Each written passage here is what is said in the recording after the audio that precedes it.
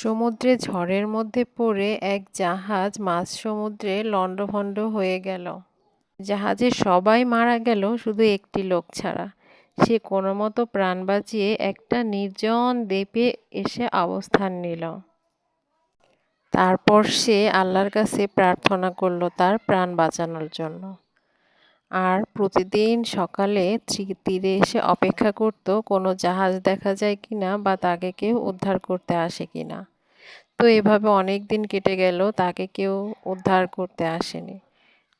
এরই মধ্যেই তীরে সে তার জন্য একটি ঘর বানিয়ে ফেলল এবং ফলমূল সংগ্রহ করে এবং সমুদ্র থেকে মাছ ধরে সে খেতে লাগলো।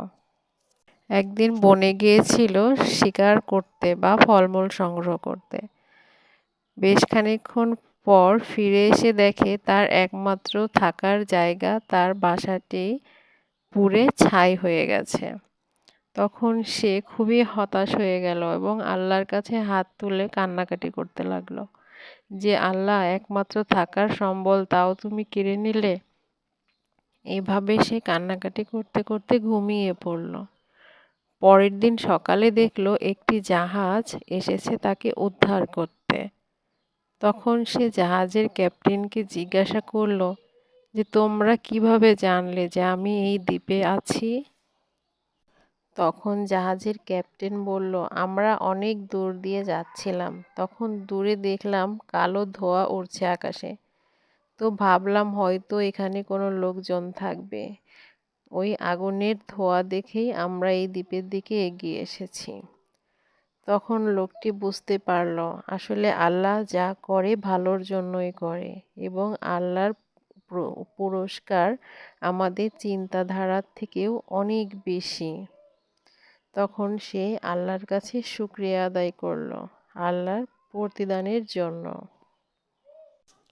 এই গল্পটা থেকে আমরা কি শিখলাম বলুন তো? আমরা আসলে খুব সহজেই হতাশ হয়ে যাই, কিন্তু আল্লাহ যে আমাদের জন্য আরো ভালো কিছু রেখেছেন ভবিষ্যতে তা আমরা বুঝতেই পারি না। আমরা আমাদের বর্তমান পরিস্থিতি দেখে খুবই হতাশ হয়ে পড়ি এবং কষ্ট পাই। কিন্তু এটা না করে আল্লাহর উপর ভরসা রাখতে হবে এবং তার প্রতিদানের জন্য অপেক্ষা করতে হবে। তো সবাই ভালো থাকবেন।